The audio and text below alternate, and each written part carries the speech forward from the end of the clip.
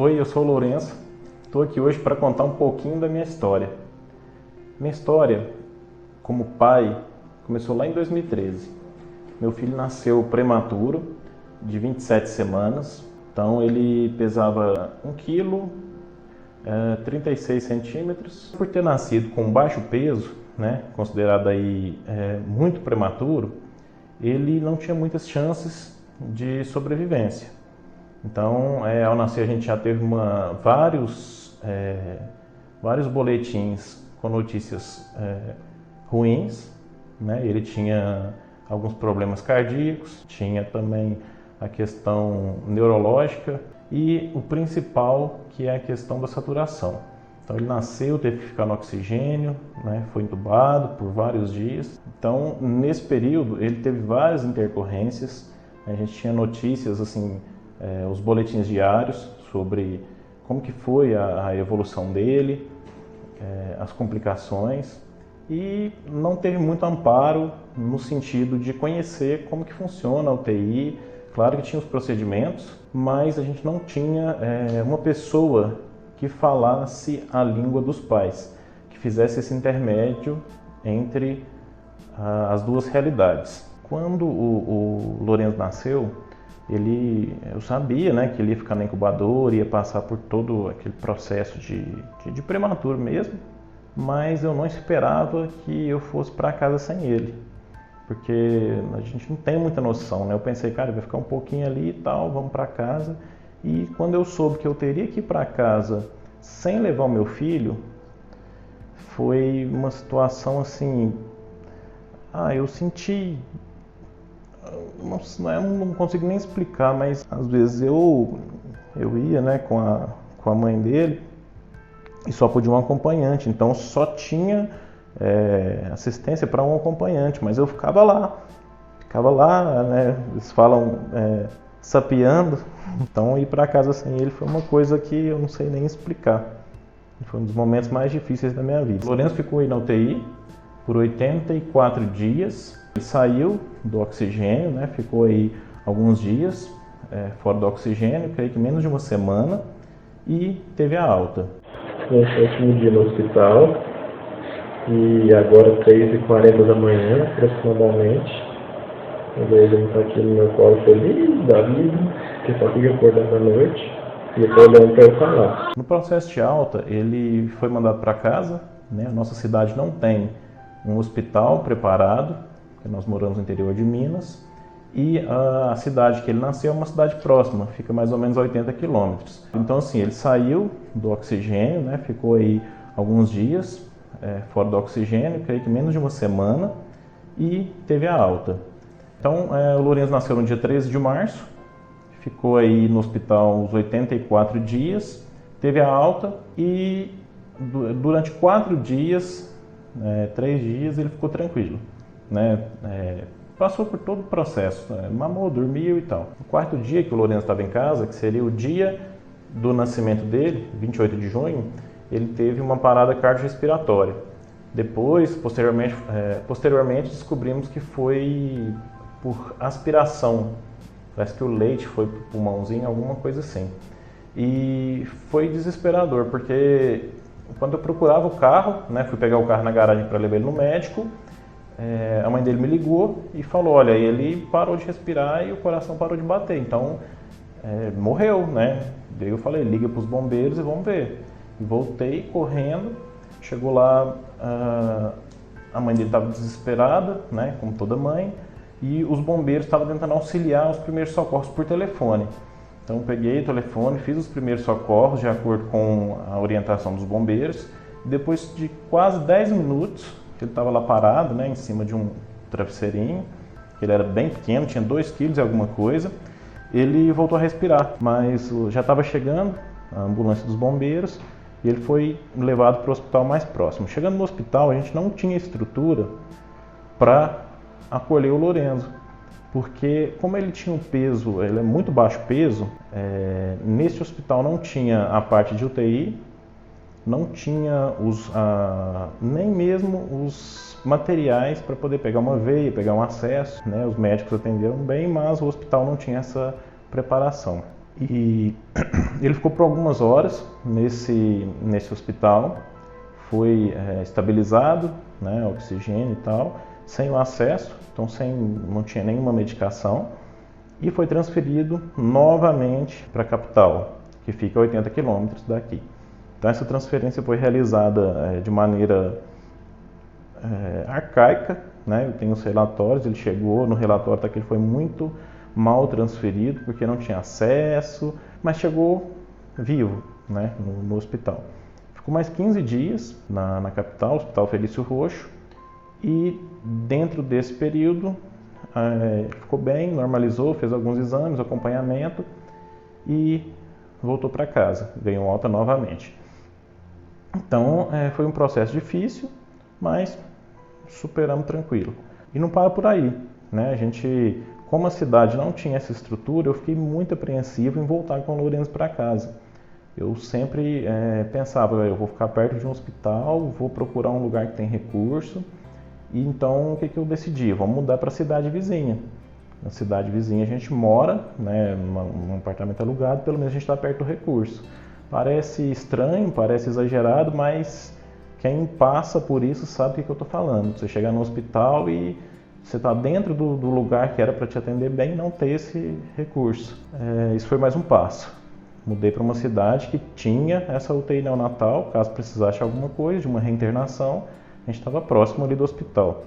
O Lourenço foi desenvolvendo, né, o baixo peso, ele sempre teve o baixo peso, uma criança magra, né, pequena, e fez o acompanhamento médico normal, periódico.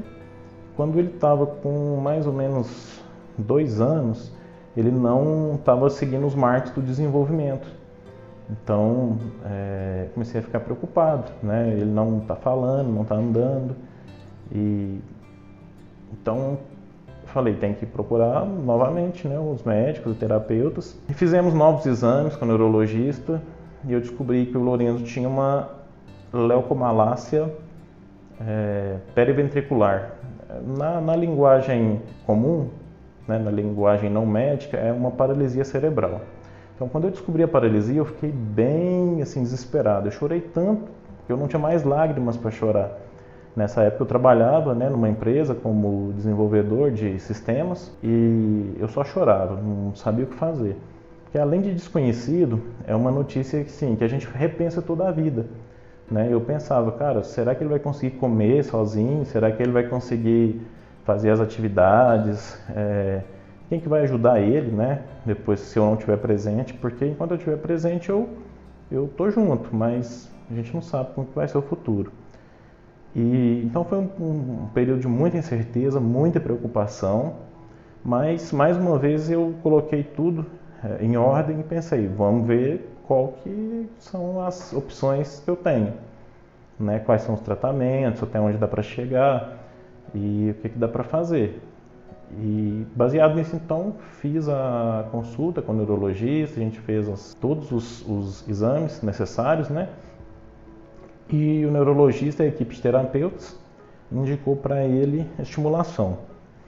Então ele precisava ser estimulado, muito estimulado. Foi indicado a escolinha, né? Colocamos ele na escolinha e eles me explicaram sobre a plasticidade cerebral, que em outros vídeos eu posso falar com mais detalhe, mas basicamente é a capacidade que o cérebro tem de reaprender usando outras áreas que não estão afetadas ali pela paralisia. Então, quando a criança uma criança até 6 anos, ela tem essa plasticidade mais ativa. Então, é mais eficiente esse tipo de tratamento. Então, começou a estimulação, né, com os terapeutas em casa, teve muita estimulação, toda a parte pedagógica, lúdica, e ele foi desenvolvendo. Então, mesmo com o tratamento, ele atingiu os marcos, porém, com um atraso significativo.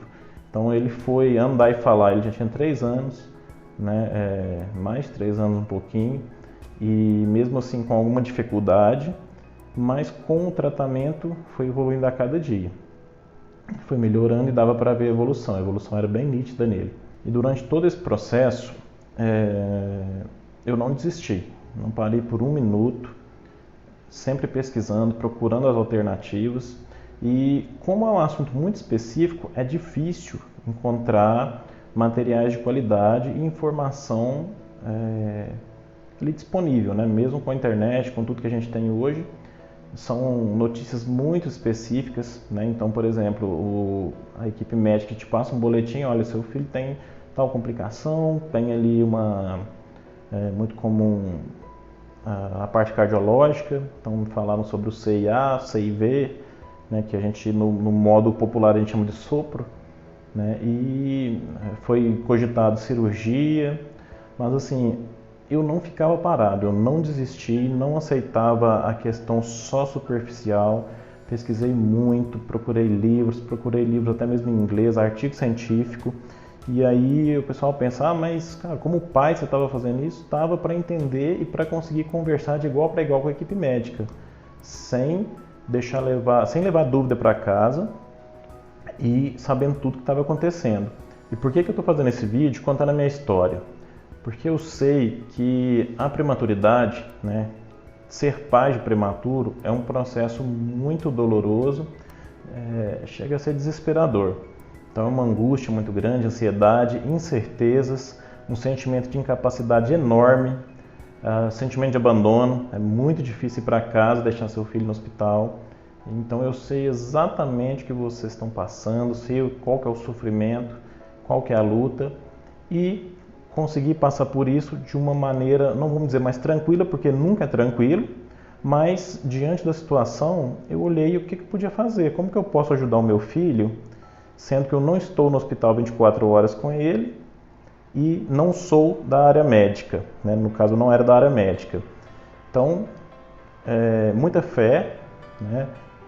A questão da ciência, sempre fui muito pesquisador, então sempre busquei muito artigo, muito livro, né? Os vídeos mesmo na internet, e sempre perguntei muito, às vezes eu fazia passava um boletim, tirava todas as dúvidas. Claro que essas dúvidas geravam novas dúvidas, né, de termos que eu não sabia, mas assim, procurava um amigo da área da saúde, médico, perguntava ao próprio médico, pesquisava, lia os artigos, estudei tudo sobre prematuridade, tudo sobre essa parte da medicina, sobre as leis, o que a gente tinha que fazer. E também, por ser muito incerto, a gente tem que buscar dados, estatística. Né? Então, peguei as amostragens que a gente tinha, OMS, enfim, e analisei, olha, me falaram que o meu filho tem essa doença, vamos dizer assim. O que dá para fazer? Qual que é o pior caso? Então, tem que fazer uma cirurgia? Tá, como que é essa cirurgia? Quais são as chances? E com essa proatividade, eu consegui estar com o Lourenço aqui hoje, né? Graças a Deus. Hoje o Lourenço tem 9 anos, ele é uma criança muito alegre, corre, brinca, está na escola, né? Está na série ali dele, com os coleguinhas, lê, escreve. Vocês podem acompanhar aqui os nossos vídeos, né? A evolução dele está muito legal. E isso, eu acredito, claro, que Deus, mas o fato de não ficar parado, de não aceitar e não deixar a vida levar.